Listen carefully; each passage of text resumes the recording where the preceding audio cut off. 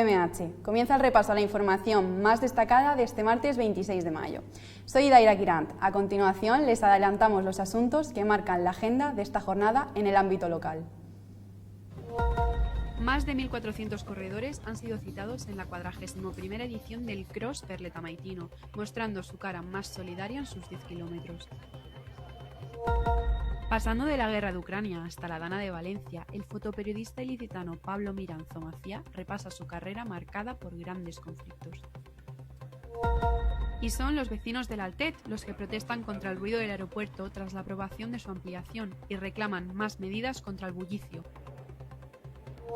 La regularización de inmigrantes vuelve al centro del debate social. Entrevistamos en directo a Jaime Pascal, director de Cáritas Interparroquial de la ciudad de Elche. Las pedanías de Elche han vuelto a calzarse las zapatillas para celebrar la edición número 41 del Cross Popular Perleta-Maitino, una cita ya histórica que ha congregado a cientos de corredores. Nuestro compañero Sergio Lozano amplía los detalles. Estamos aquí en la salida del Cross Perleta-Maitino, viviendo su 41ª edición. Esta es una de las pruebas deportivas más marcadas en el calendario de la provincia de Alicante. La carrera se compone de 10 kilómetros de asfalto y caminos por Perleta y Maitino, organizada por la Comisión de Fiestas de las Pedanías. Bueno, pues es todo un reto, evidentemente, organizar una carrera lleva mucho trabajo y hacerlo durante 41 años, pues más todavía, evidentemente. En este cross han participado más de 1.400 atletas, unos 100 más que la edición anterior. El ambiente es muy cercano y es bastante llano y bastante rápido. Ya será como la cuarta o quinta vez que lo hago. Hay mucho ambiente, ya llevo un par de años viniendo y me gusta. Cuando era pequeño corría la carrera de niños y ya sobre la preparación ya te motiva, y correr y ver a gente que conoces animándote pues todavía más. El objetivo es esta hucha, ayudar a la Asociación de Discapacitados Físicos de Elche a que ningún niño se quede sin correr, una meta que hoy se ha cruzado de la manera más solidaria posible.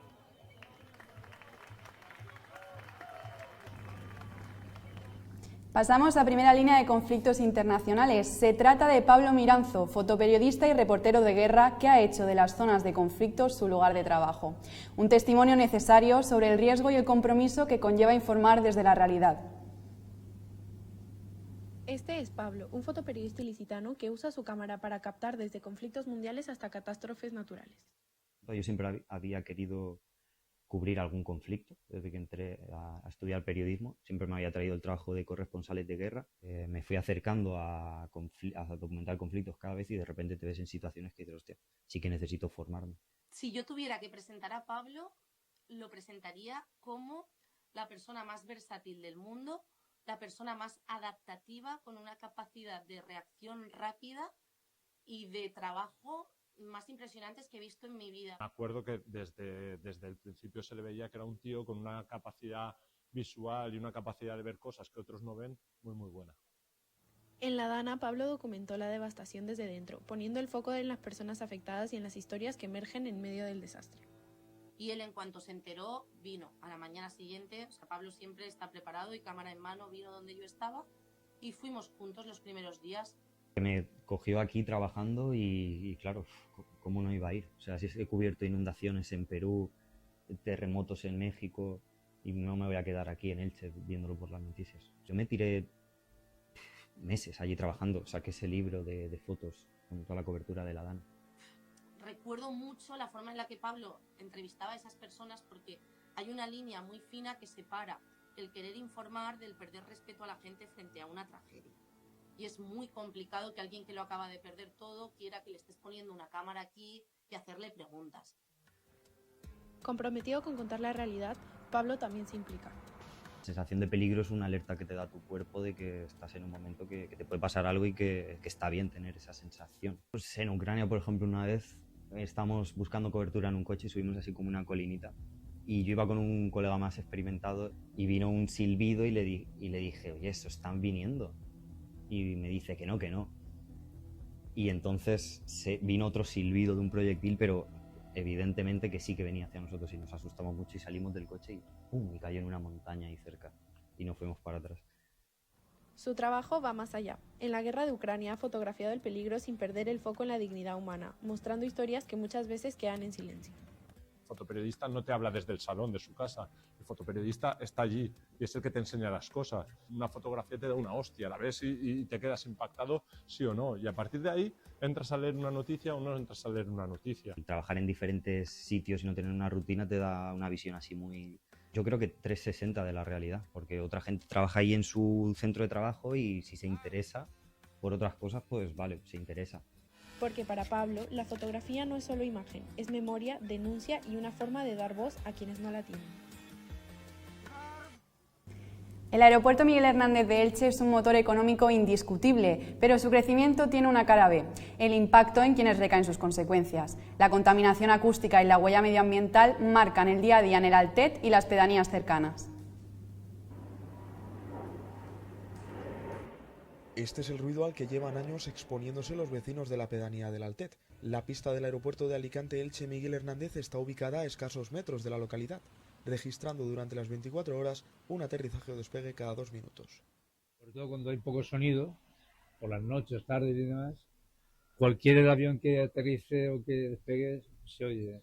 Automáticamente, pues sí, molesta, es molesto lo que es el ruido. Lo que es en el descanso y todo eso me afecta bastante, porque me levanto muy temprano y cuando vengo, claro, no puedo dormir lo que necesito. Que las cumplan, simplemente que las cumplan. Es tan sencillo, la administración lo único que tiene que hacer es cumplir con las normas que ellos ponen. Se pediría que fuesen un poquito más rápidos, más ágiles a la hora de, por ejemplo, hacer los trámites, no se demoraran tanto y, en fin, lo que es las soluciones que fuesen un poquito más rápidas sobre todo. Las ventanas que no están cambiadas, por ejemplo, que hagan esa inversión, ya que todas las personas tenemos derecho a descansar y tener esa oportunidad de tener en nuestras casas un poco de tranquilidad.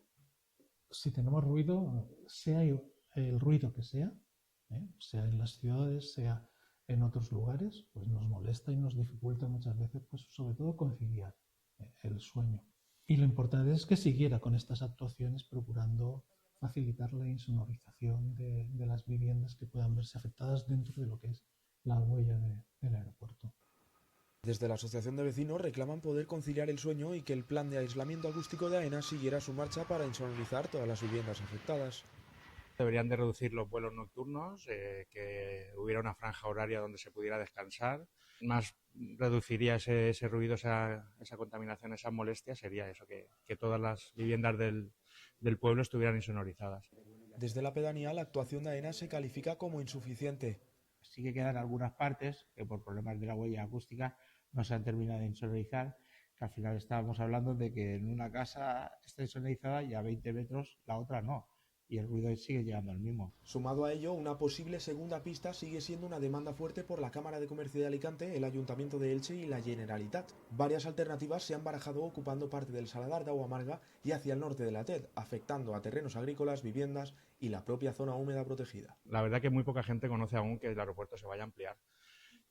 Ha salido alguna noticia en diarios y en redes sociales, pero no está muy al día ese tema. Tal como está planteado no es una buena solución para el Altet. Influiría solamente sobre unas 15-20 viviendas que quedarían expuestas, que la gran mayoría de ellas serían expropiadas. Normalmente al final, fijaros que como tenemos que hacer cosas porque somos humanos, tenemos que hacer actividades y tenemos que ocupar el territorio, vamos a producir impactos.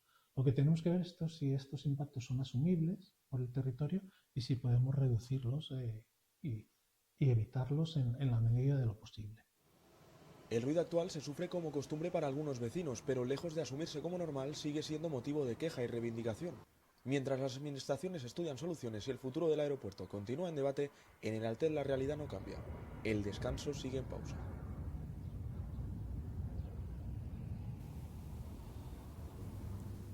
En la edición de hoy nos acercamos a la realidad social de nuestra ciudad para conocer la labor de una de las instituciones más activas en el municipio.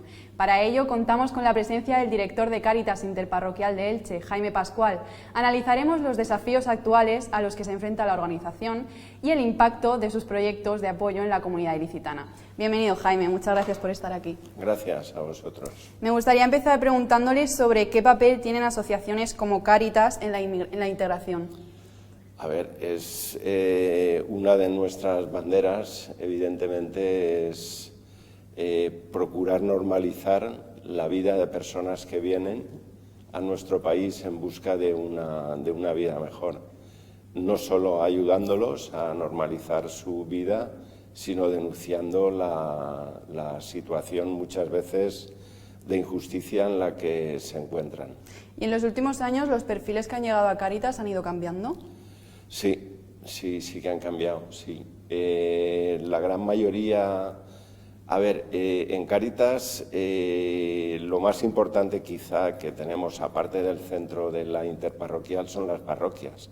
Nosotros trabajamos en todos los barrios de Elche, en todos los barrios de Elche y pedanías hay una parroquia que son a su vez sede de las Cáritas parroquiales. Entonces conocemos la realidad social de Elche casi por barrios, de una manera muy completa. Pero sí que ha cambiado. Hasta ahora nos hemos encontrado que la gran mayoría de personas que atendemos son personas en situación administrativa irregular.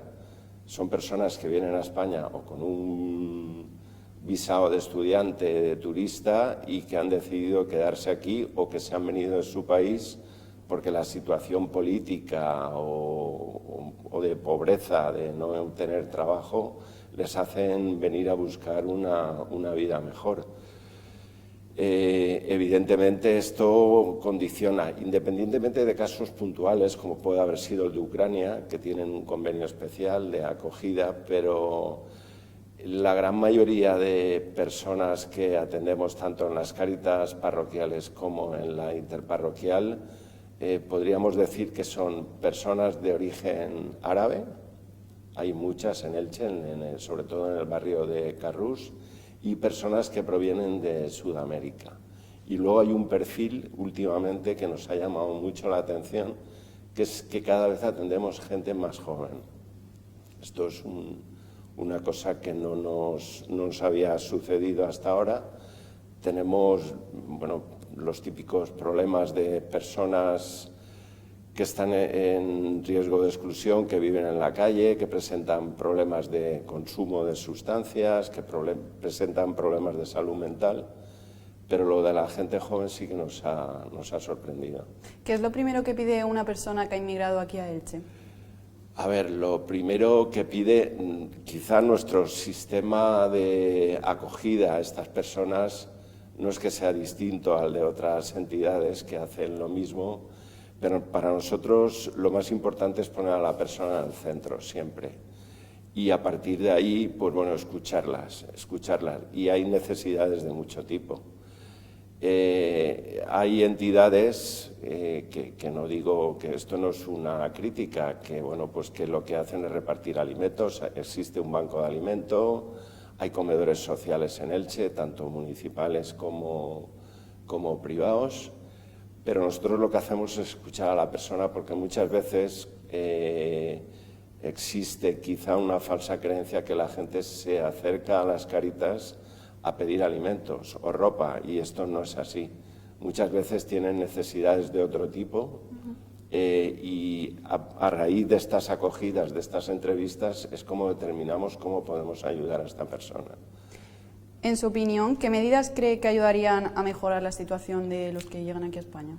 Bueno, ahora mismo estamos inmersos en un proceso de regularización de personas que están en situación administrativa irregular, y esto yo creo que es reconocer una realidad. Es gente que ya está aquí en España, y con ello yo creo que vamos a conseguir normalizar esta situación. Genial, Jaime, ha sido un placer hablar con usted.